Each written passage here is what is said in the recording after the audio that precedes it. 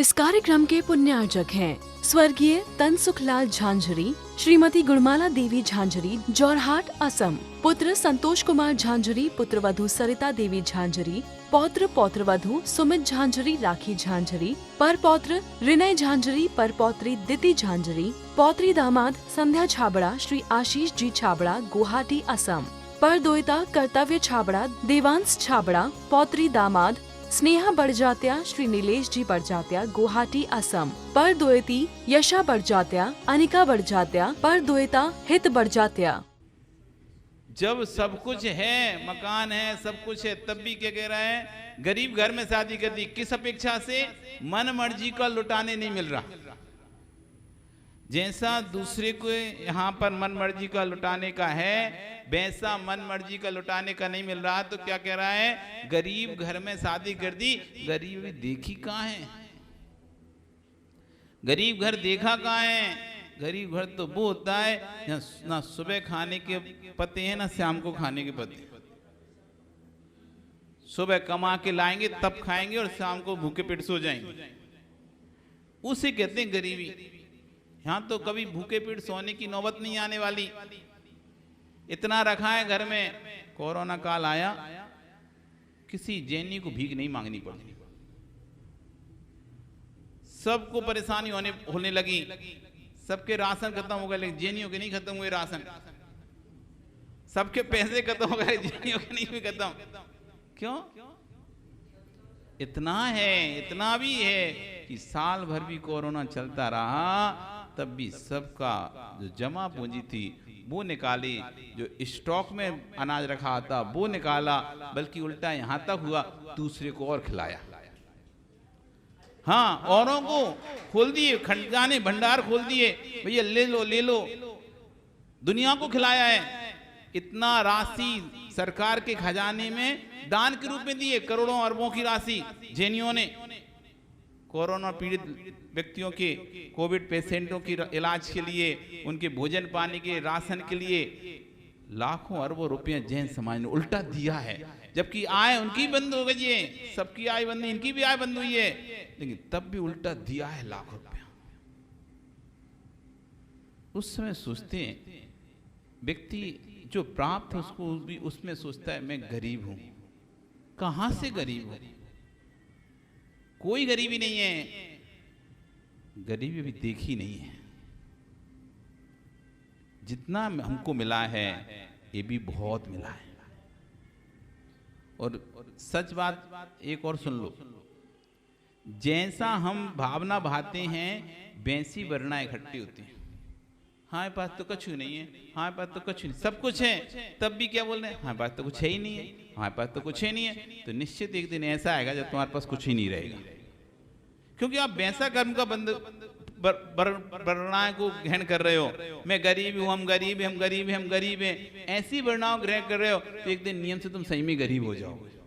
जैसे कोई व्यक्ति मैं बीमार हूं, मैं बीमार हूं, मैं भी ऐसा सोचता रहता ना, वो सही में बीमार हो जाता है। फिर कुछ लोगों को कुछ हो तो नहीं जाएगा, अब बिल्ली रास्ता आगे से निकल गई, अरे अब कुछ हो तो नहीं जाएगा, अब कुछ हो, अब ये दिमाग चल रहा है उसका, और आगे जाके खुद ही गिर गया नीचे।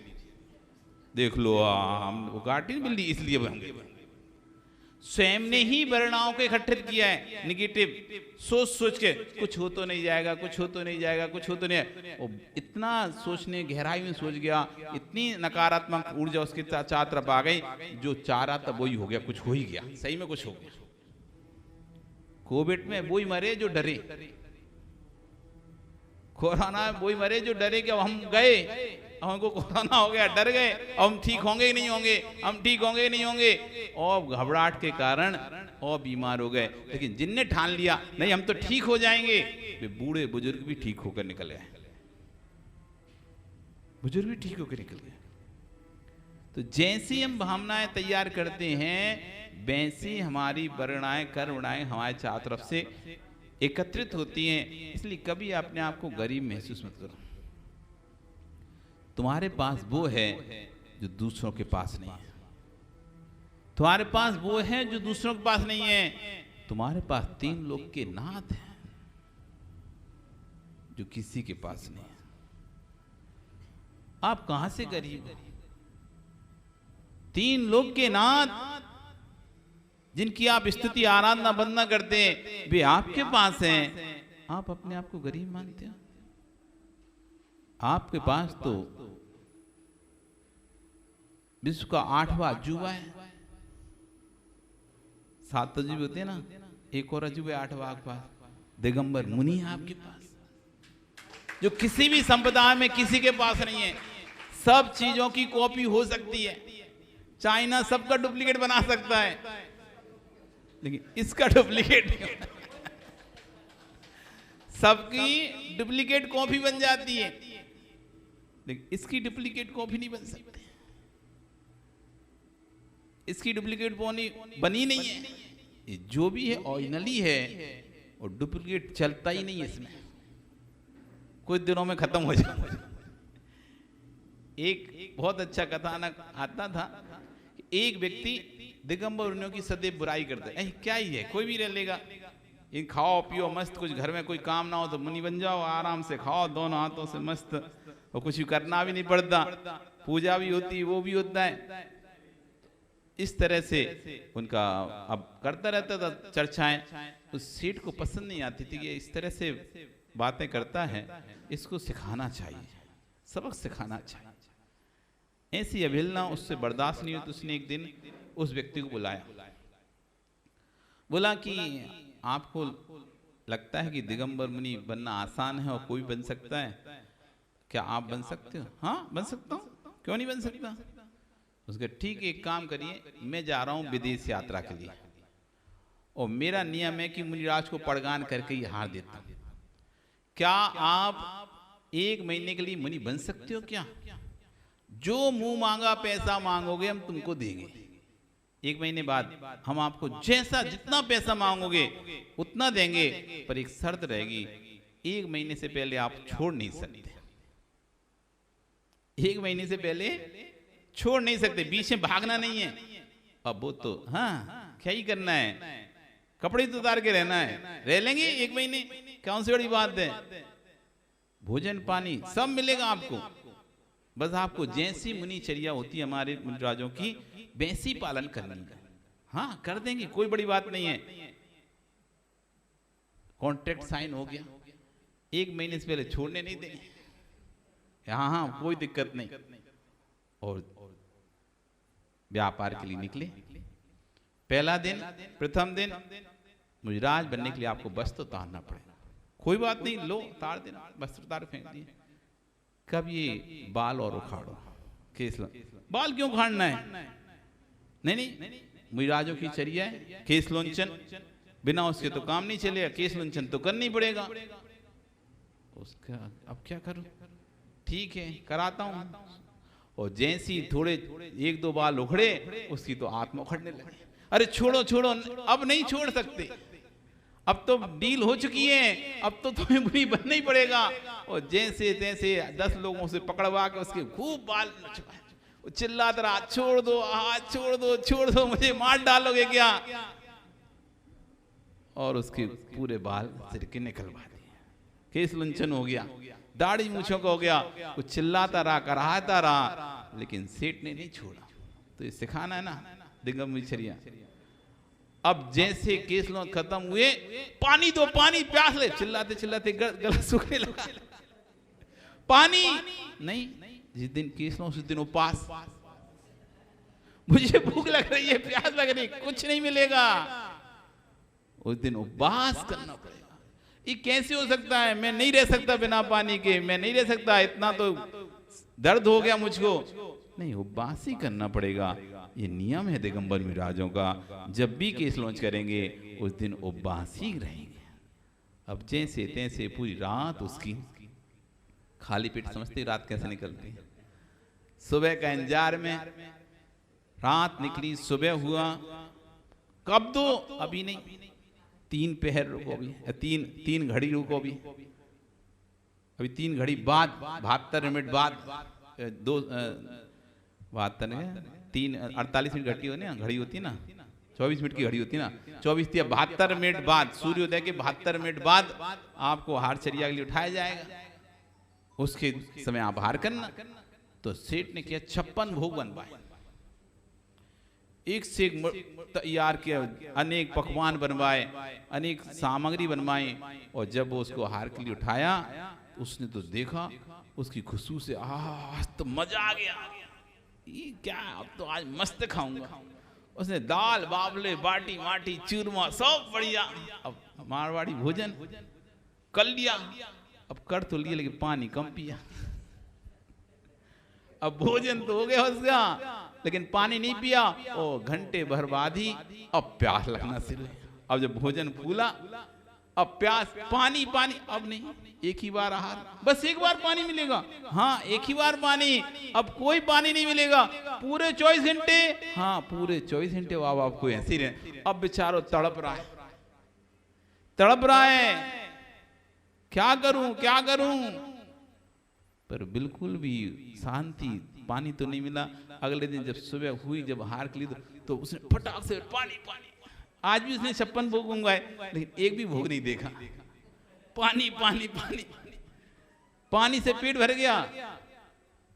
थोड़ी देर बाद जब बैठा, उसके बाद घंटे भर बाद पानी खा लिया। अब फिर भूख लग रही, अब खाना। अब अगले दिन उसको समझ में आ गया, 2 दिन में 3 दिन में नहीं पालन कर सकते। देखने में लग रहा था क्या करना पड़ता है, बस नगनी तो रहना है और दिन भर करना क्या है। अब उसको समझ में आता, सेठ के पैर पड़ रहा है, हाथ जोड़ा है, मुझे नहीं बनना।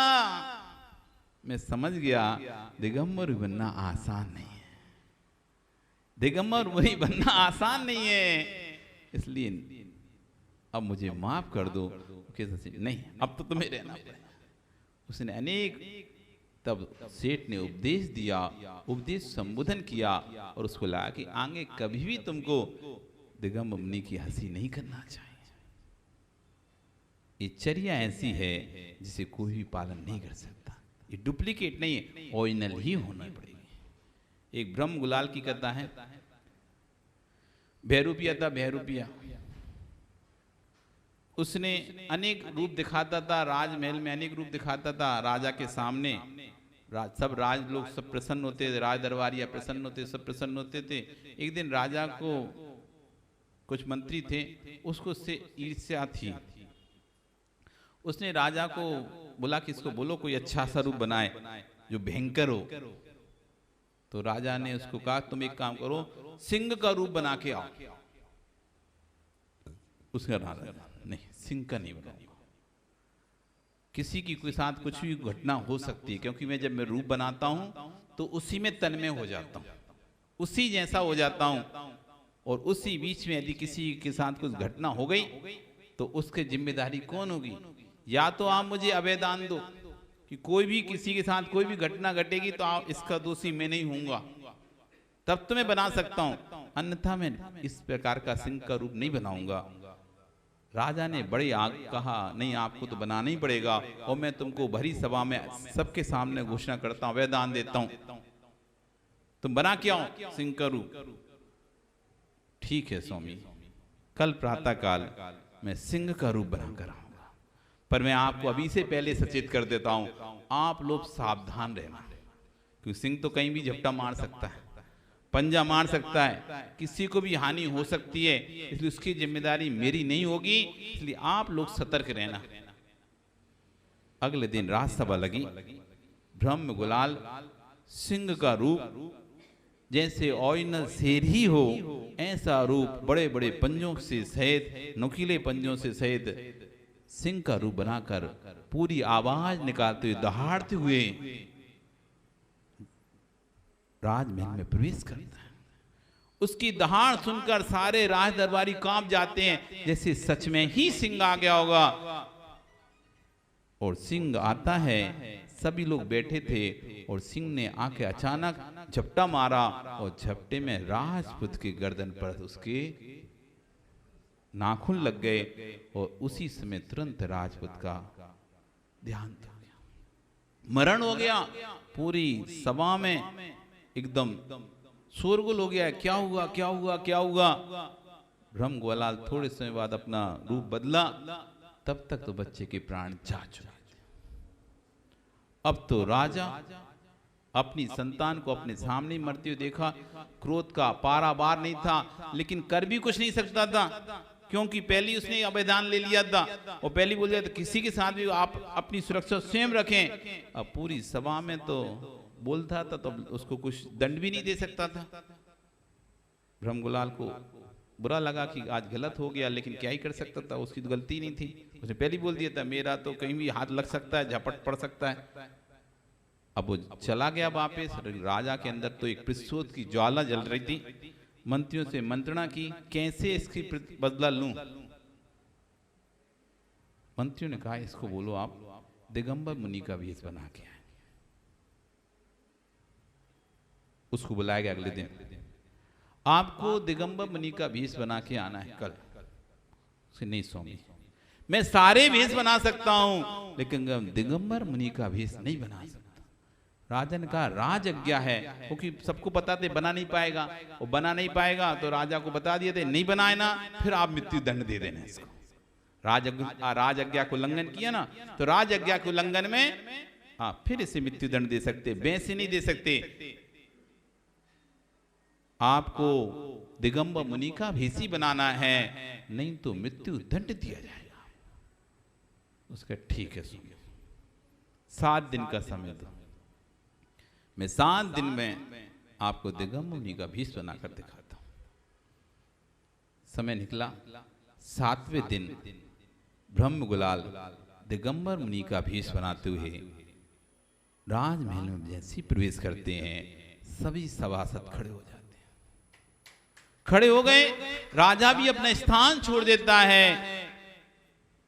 ब्रह्मगुलाल आसन पर बैठते हैं, उपदेश देते हैं और उपदेश देकर जाने लगते हैं।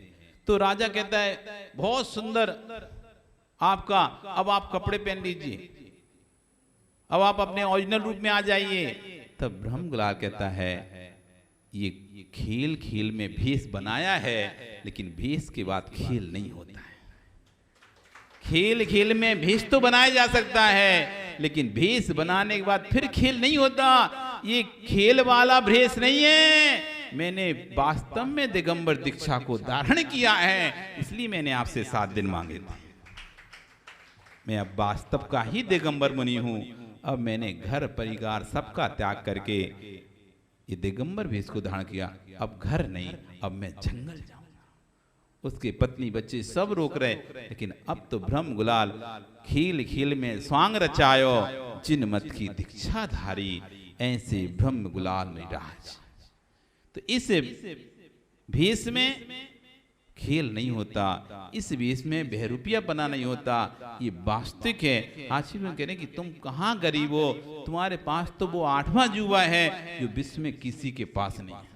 इस कार्यक्रम के पुण्यार्चक थे स्वर्गीय तनसुखलाल झांझरी, श्रीमती गुणमाला देवी झांझरी, जोरहाट, असम, पुत्र संतोष कुमार झांझरी, पुत्रवधू सरिता देवी झांझरी, पौत्र पौत्रवधू सुमित झांझरी, राखी झांझरी, पर पौत्र रिनय झांझरी, पर पौत्री दिति झांझरी, पौत्री दामाद संध्या छाबड़ा, श्री आशीष जी छाबड़ा, गुवाहाटी, असम, पर दोयता कर्तव्य छाबड़ा, देवांश छाबड़ा, पौत्री दामाद स्नेहा बड़जात्या, श्री नीलेश जी बड़जात्या, गुवाहाटी, असम, पर दोयती यशा बड़जात्या, अनिका बड़जात्या, पर दोयता हित बड़जात्या।